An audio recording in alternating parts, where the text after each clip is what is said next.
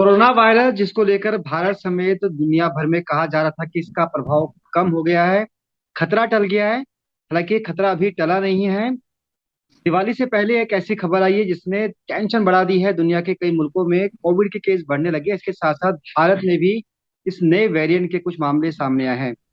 भारत में BQ.1 की entry हो गई है, जिसकी वजह से मिनिस्ट्री में भी टेंशन है। बातचीत करेंगे हमारे साथ senior covid expert doctor Anshul Varshney जुड़े हुए हैं। डॉक्टर साहब, स्वागत है आपका पंजाब केसरी ग्रुप में। नमस्कार। जी डॉक्टर साहब, क्या लगता है BQ.1 और जो दूसरा BF.7 वेरिएंट है, इसके दो केसेस अब तक सामने आए हैं। सरकार भी अलर्ट मोड पर है। जानना ही चाहेंगे सर, क्या वाकई उतना खतरनाक है? टेंशन लेने की जरूरत है या सिर्फ प्रिकॉशंस काफी है? देखिए, अभी तक तो ऐसा लग रहा था कि कोविड एंड हो गया है, और अब फिर जी। से नए वायरसेस म्यूटेट करके आ रहे हैं। तो ये कहना आज की डेट में तो मुश्किल होगा कि ये वायरसेस किस तरीके से इफेक्ट करेंगे। जैसा कि और कंट्रीज की रिपोर्ट है, वहां पे ये आ रहा है कि this virus is evading the immunity, यानी इम्यूनिटी को इवेट कर रहा है। अगर ये इम्यूनिटी को इवेट करता है तो ये खतरनाक स्ट्रेन्स पैदा हो सकते हैं। लेकिन अभी तक कहीं से भी ऐसी कोई न्यूज नहीं आ रही है कि कोई बहुत ज्यादा हॉस्पिटलाइजेशन बढ़ गया हो या कोई एक्सपायरी बढ़ गई हो। पर कुछ परसेंट लोगों में तो हमेशा ही दिक्कत आती है जब वो लोग यहाँ जब कोविड आता है, तो जिन लोगों की ओल्ड एज है, इम्यूनिटी कॉम्प्रोमाइज्ड है, उनके लिए परेशानी तो हो, अगर कोविड आया तो दोबारा जी न्यू वेरिएंट। तो सब दुनिया भर के कई मुल्कों में केस भी बढ़े हैं, नंबर ऑफ परसेंटेज बढ़ी है, और चीन के कई शहरों में लॉकडाउन भी लगाया गया है। क्या ये जो वेरिएंट जिसकी हम बात आपसे कर रहे हैं, ये वाकई ये वेरिएंट वही है जिस वजह से चीन में लॉकडाउन लगाया और कई देशों में केस बढ़े हैं? चीन तो जीरो कोविड पॉलिसी अपनाता है। अगर आप चीन की बात करते हैं तो वहां हाँ तो जी। अगर एक भी केस आ जाएगा तो वो लॉकडाउन कर देते हैं। तो ऐसा नहीं है कि वहां पे कोई सीरियसनेस हो रही है। जितना मैं जानता हूँ वहाँ कोई सीरियस केसेस नहीं है, पर वो जीरो कोविड पॉलिसी की वजह से लॉकडाउन करते हैं। और ये वेरिएंट वही है जो चीन में आया है और इंडिया में आया है। इंडिया में हाँ, पीछे एक XBB वेरिएंट भी आया था, पर वो कुछ बहुत ज्यादा दिन नहीं चला था। हो जी सकता है कि हमारी इम्यूनिटी अच्छी हो, या हम लोगों को, अधिकतर लोगों को कोविड हुआ भी है और बहुत से लोगों को फुल्ली वैक्सीनेटेड भी है, तो शायद हम इससे इम्यून रहें। जी डॉक्टर साहब, आपने कहा कि जो नया म्यूटेशन है ये प्रतिरोधक क्षमता को कम करता है। क्या आपने ये यस। भी कहा कि ज्यादातर लोगों ने वैक्सीनेशन में हिस्सा लिया हुआ है, दोनों भी लगा रखी है, और जो बाकी डोज है सब कंप्लीट कोर्स एक लोगों ने कर रखा है? तो क्या ये मान के चले कि वेरिएंट बहुत ज्यादा हार्मफुल नहीं होगा इंडिया में? ऐसा लगता है, ये मेरी सोच है कि क्योंकि सब वैक्सीनेटेड हैं और पहले भी हम खतरनाक वेरिएंट से निकल चुके हैं, ओमिक्रॉन जैसे वेरिएंट को भी इजीली क्रॉस कर लिया, तो शायद ये वेरिएंट भी हम इजीली क्रॉस कर जाएं। हम्म। सर, एक आंकड़ा है BQ.1 को लेकर। इसके मामले जी। पहले यूके, जर्मनी और US और कुछ कंट्रीज में सामने आए थे।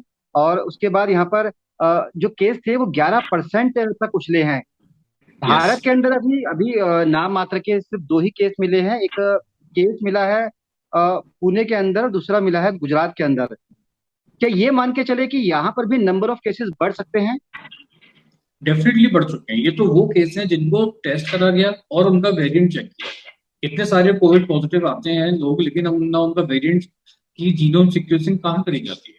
कुछ केसेस हम्म। में रैंडम सैंपल भेज देते हैं, उससे मालूम पड़ता है कि एक पॉजिटिव आ गया, ये वाला स्ट्रेन। पर ऐसे बहुत सारे लोग होंगे जिनको वो स्ट्रेन हो चुका होगा।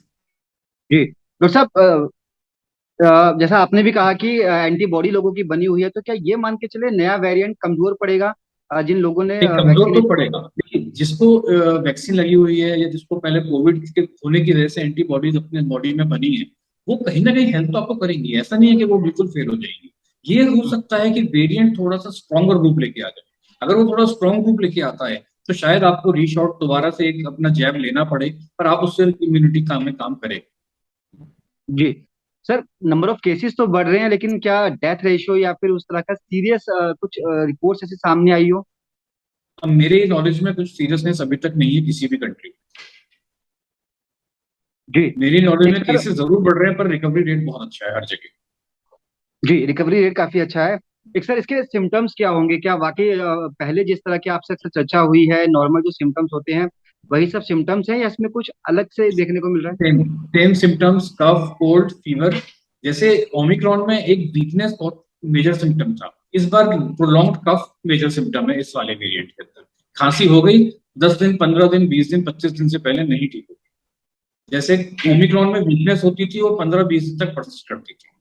जी। लेकिन नॉर्मल जो बेसिक सिम्टम्स होंगे वो कफ, कोल्ड, फीवर से ही शुरू होंगे। जी सर क्या कोई एज क्राइटेरिया है इसके अंदर भी कि बच्चे और बुजुर्ग या जो प्रेग्नेंट लेडीज है उनको खासतौर पर अपना ख्याल रखने की जरूरत है, क्योंकि दीपावली देखिए, का त्योहार भी है जी। यस, मास्क बिल्कुल खत्म हो चुके हैं, कोई मास्क नहीं पहनता। कोई कोई भी मतलब अब कुछ भी लॉकडाउन जैसी चीजें नहीं है, सब ओपनली घूम रहे हैं, गैदरिंग्स में जा रहे हैं, मिल रहे हैं। तो डेफिनेटली हम्म, केसेस तो बढ़ेंगे पॉजिटिव वाले। लेकिन अगर जो लोग इम्यूनो कॉम्प्रोमाइज्ड हैं, यानी कैंसर पेशेंट्स हो गए, है ना, HIV पेशेंट्स हो गए, ओल्ड एज हो गई, या फिर हम्म, छोटे बच्चे हो गए, उनको हम्म। मास्क के साथ ही प्रिकॉशन, मैं ये नहीं कह रहा हूँ कि वो दिवाली ना मनाए, लोगों से ना मिले, पर मास्क जरूर पहने। तो मास्क आपको बहुत प्रोटेक्शन दे देता है किसी भी वायरस से। जी सर, लक्षणों को लेकर बात आपसे दोबारा करना चाहेंगे, किस किस तरह के सिम्टम्स अगर किसी को लगे उसके शरीर में इस तरह से चीजें दिख रही है, अ, कैसे वो मतलब डिफरेंस पैदा कर पाएगा कि ये नॉर्मल बुखार है या फिर ये कोरोना से जुड़ा हुआ है। देखिए, बहुत ऑनेस्ट की बात है, हम पिछले 2 साल से कोविड को देख रहे हैं। एक प्रचलन होती है हमारे क्लिनिक्स पे भी, और हम हॉस्पिटल्स में भी यही करते हैं। वो ये होता है कि जब केसेस बढ़ने लगते हैं, तब हम टेस्टिंग बढ़ा देते हैं, उसमें टेस्ट में निकल के आने लग जाता है। जब हमें लगता है कोविड नहीं चल रहा, तो सर्दी जुकाम जी बुखार के पेशेंट्स की टेस्टिंग हम नहीं करते। हम कहते हैं भाई नॉर्मल वायरल की तरह चलो, 4-5 दिन में नहीं ठीक होगा तो देखिए। तो सिम्टम्स हमेशा सेम आएंगे, कफ, कोल्ड, फीवर, खांसी, सेम सिम्टम्स आएंगे, कोई डिफ्रेंसिएशन नहीं है। लेकिन इसको बहुत सीवियर खांसी हो, तेज बुखार हो रहा हो, और इम्यूनो कॉम्प्रोमाइज स्टेट हो, वो जरूर टेस्ट करा ले, ताकि प्रोफाइलेक्टिकली उसको, अगर वो पॉजिटिव है तो हम उसको हायर ट्रीटमेंट में ले सकें। सर, कितने दिन का इंतजार करें, 4-5 दिन जैसा आपने कहा कि एक बार देख दो लें दिन दो नॉर्मल। दिन 2 दिन, 2 डेज के अंदर, 3 दिन के अंदर वायरल डाउन होना शुरू हो जाता है। वायरल का एक स्टाइल होता है हमेशा, पहले फर्स्ट सेकंड थर्ड डे वो पीक करता है, थर्ड डे के बाद वो डाउन होना शुरू हो जाता है। अगर वो डाउन जी नहीं हो रहा है, तो यानी आप, या आपकी कफिंग बढ़ रही है, तो definitely you should go for your doctor and let the doctor decide कि उसे टेस्ट कराना है या नहीं कराना। जी, चलिए डॉक्टर साहब बहुत बहुत शुक्रिया, क्योंकि दीपावली से पहले जिस तरह से नए वेरिएंट ने टेंशन बढ़ाई है उसको लेकर सरकार भी अलर्ट मोड पर, और आपने ही बताया बिल्कुल। क्या क्या तैयारी करनी चाहिए और त्योहार किस तरह से सुरक्षित रूप से मनाया जा सकता है। धन्यवाद सर बातचीत बिल्कुल। करने के लिए, समय देने के लिए थैंक शुक्रिया।